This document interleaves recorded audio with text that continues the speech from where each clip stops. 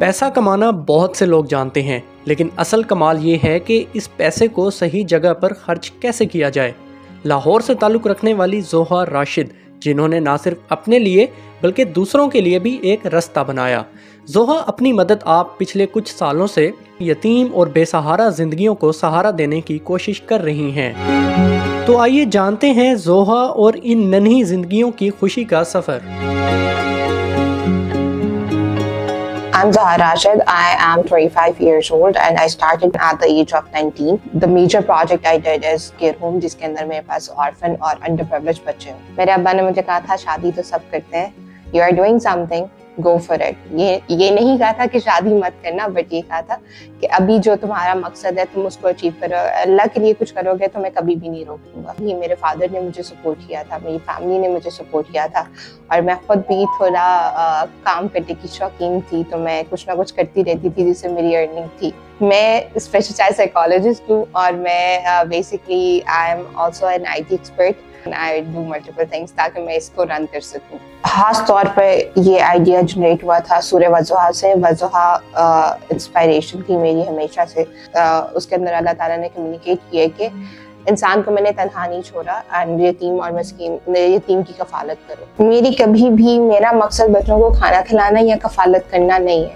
میری سوچ یہ ہے کہ میں بیسکلی تربیہ کرنا چاہتی ہوں بچوں کی، کہ بچے کچھ بن سکیں، کوئی کردار ادا کر سکیں۔ ایک بچہ یہاں پہ ہے، لوگ بھی کنٹریبیوٹ کرتے ہیں، ہم بھی ایفرٹ کرتے ہیں، انرجی لگتی ہے، ہر بندہ یہاں پہ کچھ نہ کچھ کر رہا ہوتا ہے۔